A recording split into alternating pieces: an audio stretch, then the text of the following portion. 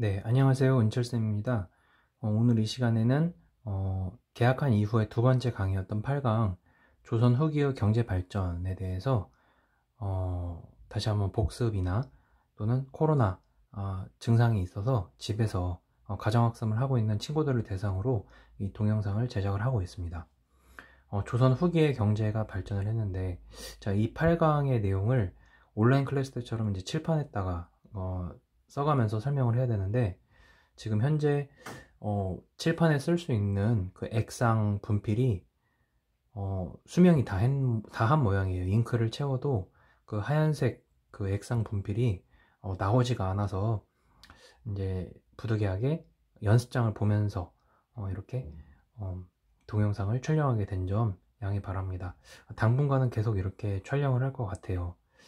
그리고 이 수업 영상이 다 찍고 난 이후에 이렇게 필기한 자료들을 전부 다 스캔을 해서 온라인 클래스 공지사항란에 전부 다 탑재를 할 테니까 필요한 사람들은 인쇄를 해서 개인적으로 노트 정리를 해도 되겠습니다.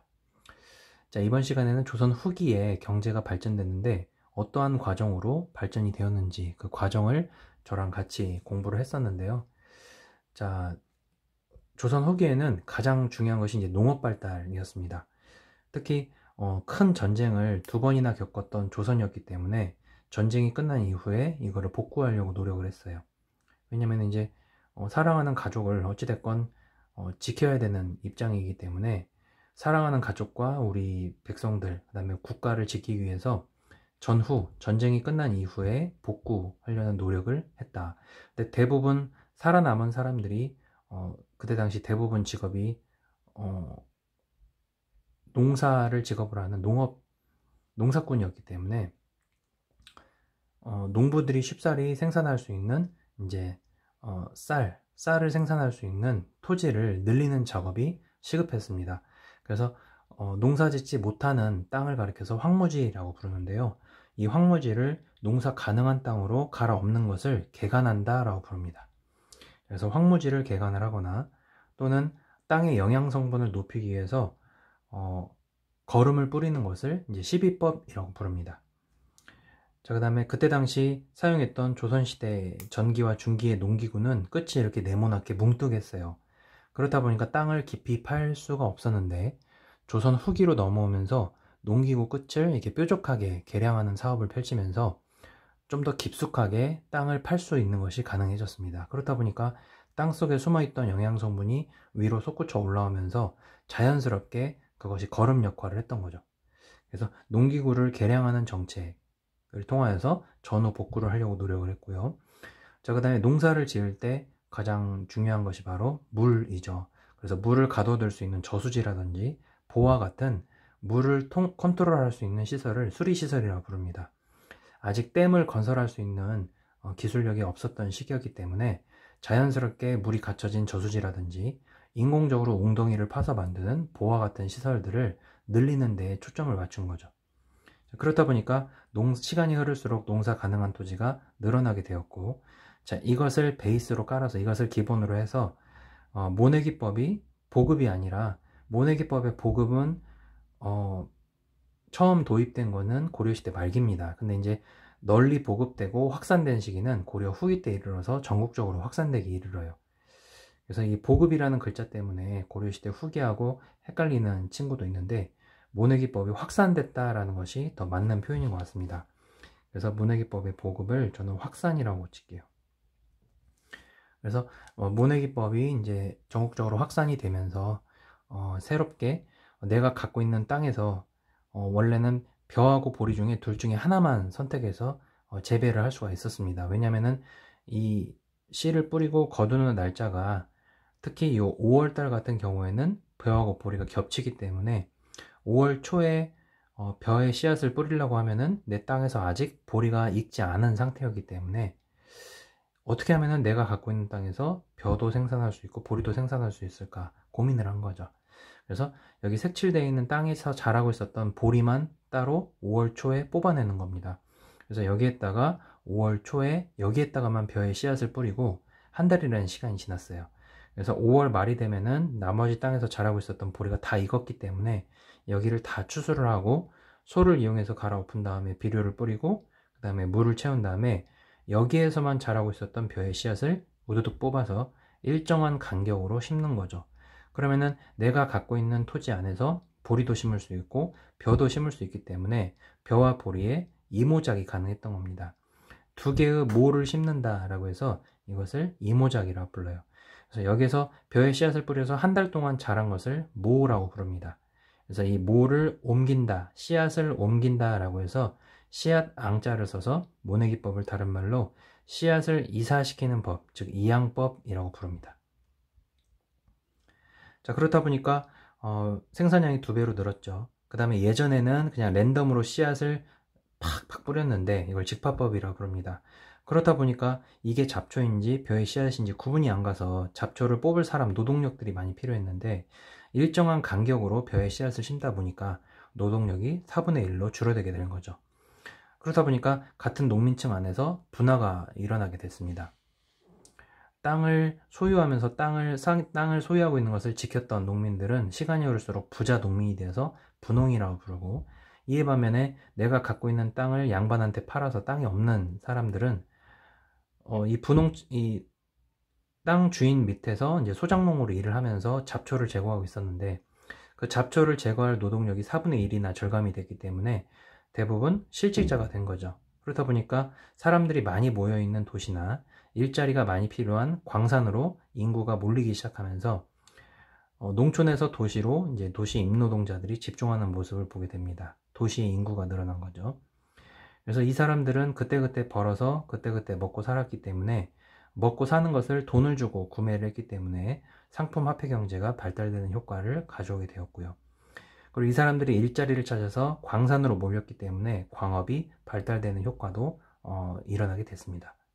자, 부자 농민 같은 경우에는 나 혼자서 넓은 영토를 노동력이 덜 필요하기 때문에 나 혼자서 넓은 영토를 농사 짓는 것이 가능했어요. 이걸 광작이라고 부르고, 자, 그 다음에 잡초를 제거하는 시간을 벌었기 때문에 나머지 시간 동안에 시장에다가 내다 팔 수 있는 상품 작물을 재배를 해서 내다 팔았습니다. 뭐 사람 몸에 필요한 약재라든지 인삼, 그 다음에 담배, 그 다음에 목화 같은 것들을 재배해서 시장에 내다 팔았기 때문에 부자 농민은 시간이 흐를수록 더욱더 부자가 됐다.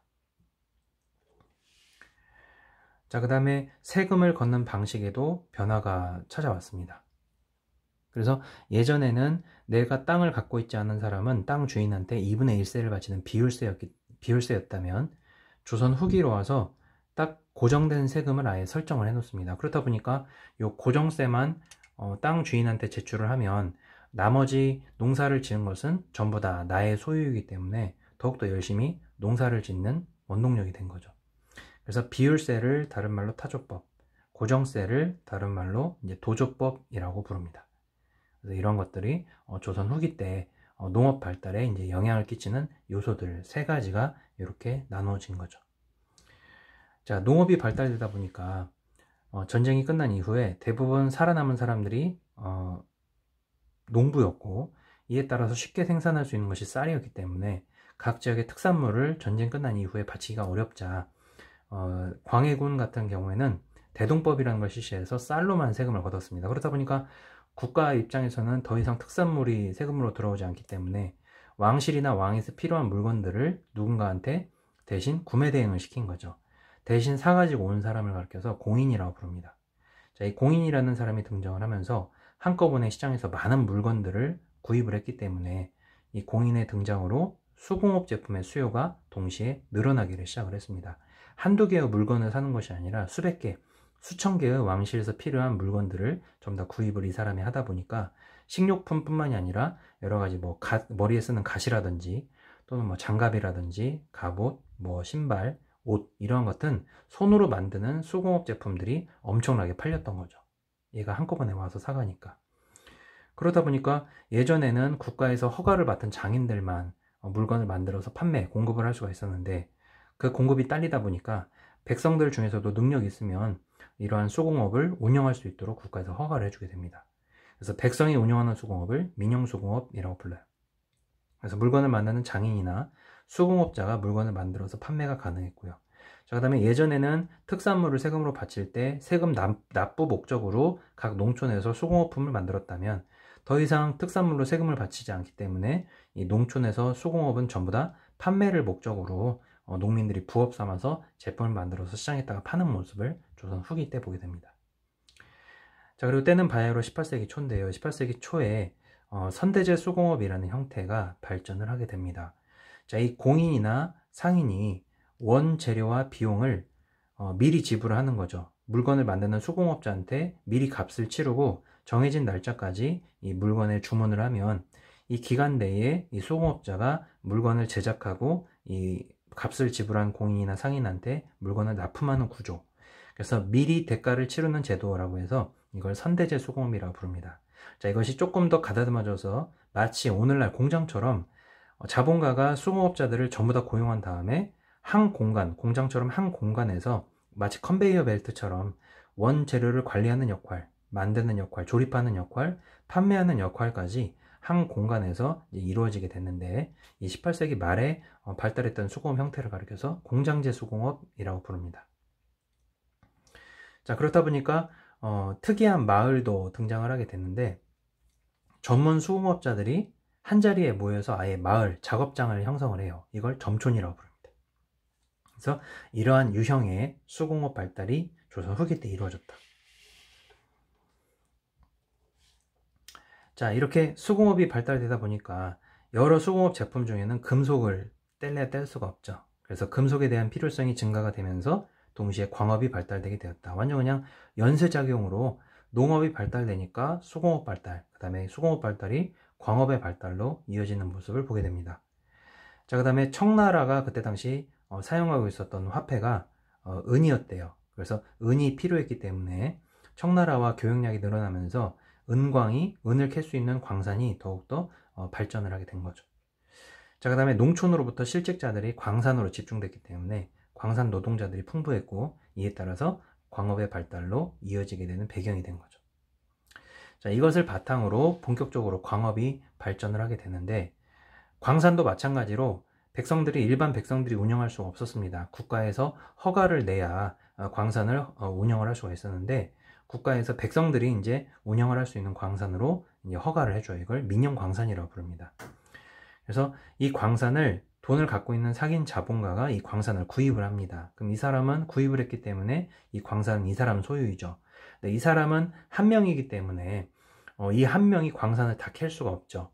이 사람이 이제 채굴업자라든지 노동자를 고용을 해서 관리를 해야 되는데 이게 너무나 힘든 겁니다. 그래서 광산 소유자가 이 사람이라면 광산을 경영할 수 있는 광산 경영자를 따로 선발을 했는데 이 사람을 가리켜서 덕대라고 부릅니다. 그래서 덕대라는 새로운 어떻게 보면 직업이 등장을 하면서 마치 대동법이 실시가 되면서 공인이라는 직업이 새로 생긴 것처럼 광산이 발달하면서 덕대라는 직업이 따로 생긴 거죠. 이 덕대는 광산 소유주는 따로 있고 이 사람은 광산을 소유하는 것이 아니라 이 상인 자본가 밑에서 이 덕대는 광산을 운영하는 경영자 역할을 맡았습니다. 그래서 직접 이 덕대가 채굴업자라든지 고용자를 고용을 해서 이 사람들을 관리 감독하고 또 월급을 n분의 1로 나누는 역할을 덕대가 했어요. 근데 이때 덕대가 얘네들한테 주는 월급은 이 덕대의 소유의 돈이 아니라 상인 자본가의 자금이었던 거죠.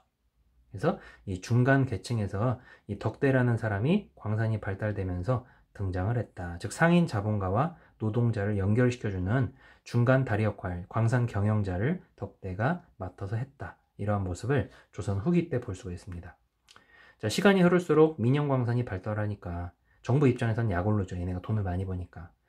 그래서 정부가 민영광산 옆에다가 점촌, 즉 수공업자 마을을 건설을 해줄 테니까 너네가 어차피 금속을 가공해야 되지 않냐. 점촌을 무료로 건설해 줄 테니까 그에 따른 대가로 일정량의 세금을 매년 바쳐라 라고 제안을 한 거죠. 반명명인 거죠.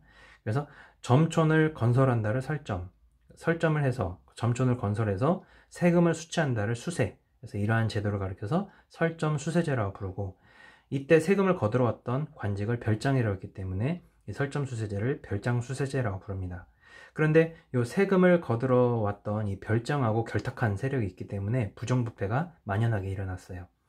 그래서 별장 수세제, 즉 설점 수세제가 이제 폐지가 되고 그 지역을 통제하고 있었던 지방관이었던 수령한테 세금을 거둘 수 있는 권한을 주는 제도를 수령 수세제라고 부릅니다. 그런데 또 이 수령 세력과 결탁한 사람이 등장을 해서 밤에 몰래 광산을 채굴하고 정부에다가 신고하지 않는 현상들이 일어나요. 이것을 잠체 현상이라고 부릅니다. 자, 이와 같이 농업 발달과 수공업 발달이 광업 발달로 이어지는 모습들을 조선 후기 때 지켜볼 수가 있다면, 자, 이렇게 농업 발달과 수공업, 광업 발달을 통하여서 상업의 발달로 이어지게 됩니다.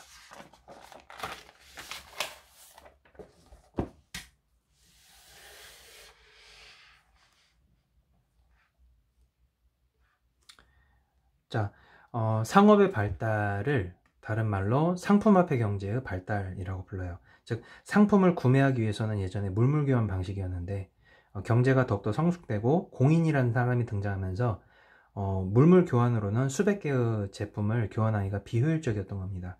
그래서 상평통보라는 화폐가 유통이 되면서 상품을 구매하기 위해서는 화폐를 지불하는 경제가 발달됐다 해서 상품화폐 경제라고 불러요.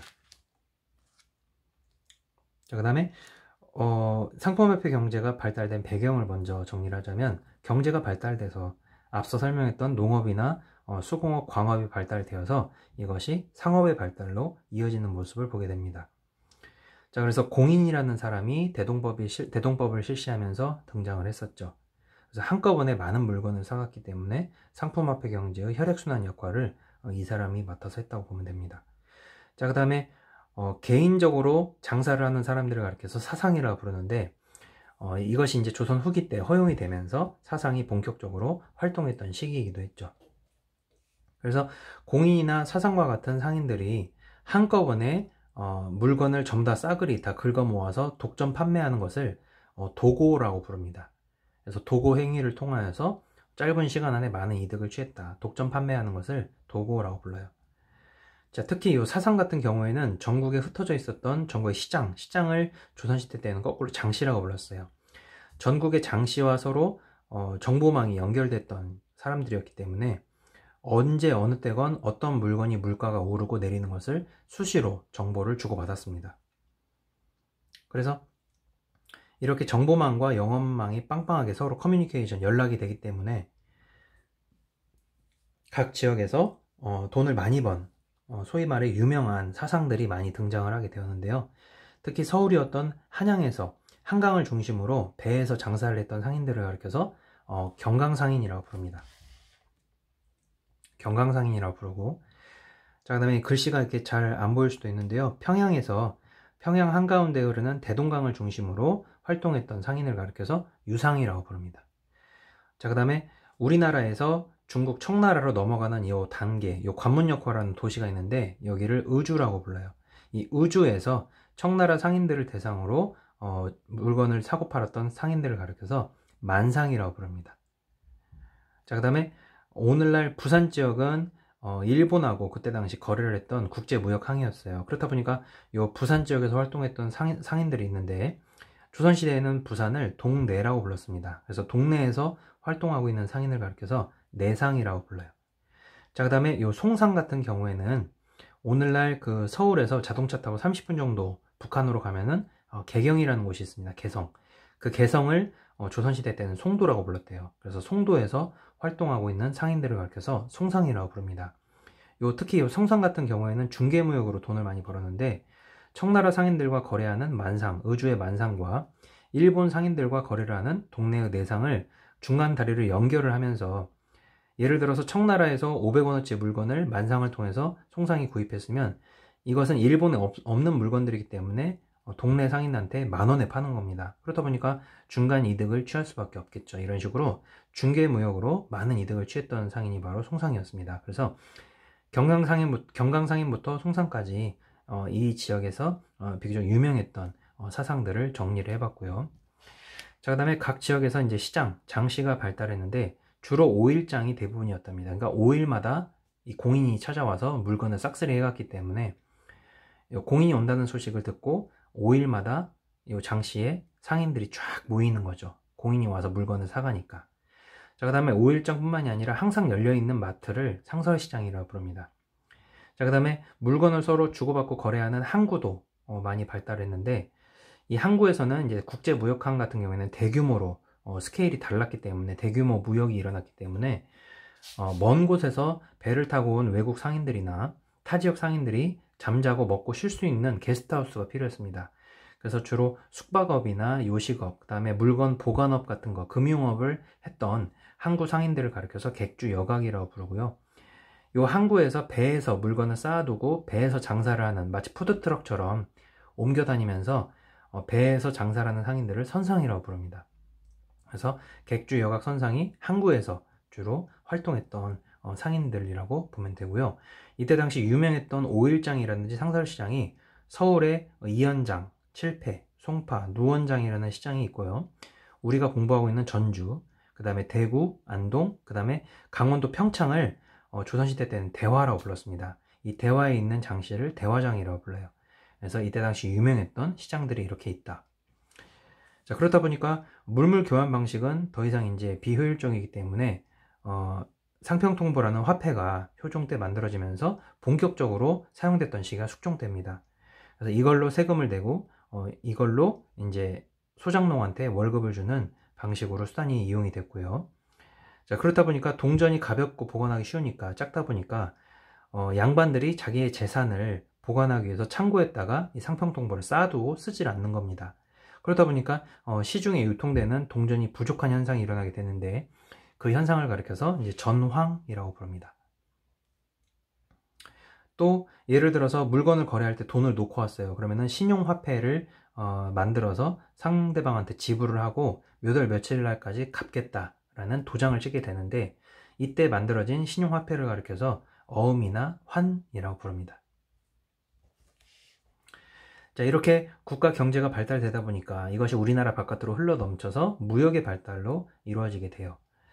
자, 무역은 다른 나라하고 교류를 하는 거죠. 근데 청나라는 병자호란을 일으킨 주인공, 일본은 임진왜란을 일으킨 주인공이라 처음에는 거래를 안 했는데, 시간이 흐를수록 국제관계가 회복되자 무역이 발달되는 모습을 보게 됩니다. 경제 발달에 힘입어서. 자, 공무역, 공적인 무역, 국가와 국가 간의 공적인 무역을 계시무역이라고 부르고, 개인 상인 대 상인의 무역을 가리켜서 후시무역이라고 부릅니다. 근데 아까 청나라로 건너가는 도시를 의주에서 활동하고 있었던 상인을 만상이라고 부르는데, 자, 이 만상을 통해서 이 의주에서 거래하는 공무역이 있었어요.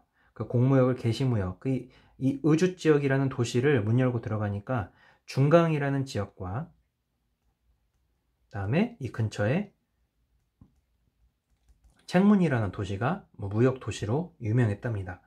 그래서 중강에서 실시된 공무역을 중강계시, 중강에서 실시한 사무역을 중강후시라고 부르고요. 자, 그 다음에 책문 지역에서는 사무역만 실시가 되기 때문에 이 무역을 책문후시라고 부릅니다.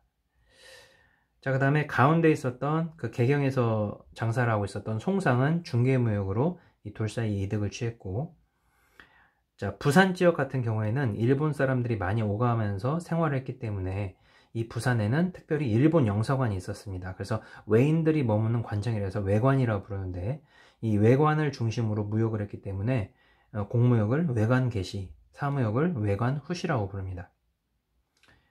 그래서 일본을 대하는 무역이라서 대일무역, 청나라를 대하는 무역이라고 해서 대청무역이라고 부르고요. 자, 이 청나라는 여진족이 세운 국가인데 토착 세력, 그러니까 청나라 중국 땅으로 이주해 가지 않고 원래 여진족 고향에 머물면서 계속해서 살아가는 여진족이 북쪽에 있었어요. 이 여진족과 거래하기 위해서 여기다가 관청을 설치했는데, 이 관청을 북관이라고 부릅니다. 북쪽에 있는 관청. 그래서 주로 공무역을 실시했기 때문에 여진과 공무역을 실시하면서 이 무역을 가리켜서 북관계시라고 부릅니다. 그래서 이러한 무역 형태가 일어나는 모습을 같이 살펴봤고요. 자, 그러면은 우리나라 조선하고 주변에 있었던 청나라, 여진, 만주라고 표현을 했는데, 이걸 여진이라고 칩시다. 여진이나 일본과 어떠한 물건을 주고받았는지를 배우면서 8강을 마쳤는데요. 자, 청나라 같은 경우에는 주로 양반들이 필요로 하는 물건들을 조선이 많이 수입을 했습니다. 뭐 비단이라든지, 또는 뭐 문방구, 뭐 붓이라든지 여러 가지 필기 도구 같은 것들 문방구라고 부르죠. 그 다음에 책, 서적이라든지 약재 같은 것들을 중국 청나라로부터 수입을 했다면 우리는 그에 따른 대가로 저 종이라든지 또는 개경 송도, 개성지방에서 생산되는 인삼 같은 것들을 청나라로 많이 수출을 했답니다. 또 일본은 화산지대가 많기 때문에 그 화산지대의 부산물로서 이제 유황이라든지 화약의 원료가 되는 화학 물품이죠. 유황이라든지 구리라든지 은과 같은 것들을 우리나라가 일본으로부터 많이 수입을 했고요. 그에 따른 대가로 쌀이나 인삼 같은 것들을 이제 일본에 줬습니다. 자, 그 다음에 북쪽에 살고 있는 여진족과 거래를 했을 때 얘네들은 날씨가 매우 북쪽이라서 춥기 때문에 농사가 잘 안 돼요. 그래서 우리나라에서 개량된 농사짓기 편한 농기구라든지 농사를 지을 때 이제 사용이 되는 가축인 소라든지 이 만주 지역 사람들은 이제 육지에 거주하는 여진족이기 때문에 바다를 구경한 적이 없는 사람들이 대부분이었어요. 그래서 바다에서 생산되는 소금 같은 것들을 우리나라에서 많이 가져갔습니다. 그에 따른 대가로 말이라든지 이 말 가죽으로 만든 가죽 공예품 같은 것들을 우리나라에 보내주기도 했었죠. 그래서 이런 식으로 주변 국가들과 어떻게 무역을 했는지 또 무역이 발달되기까지의 경제 발전을 8강에서 살펴봤습니다.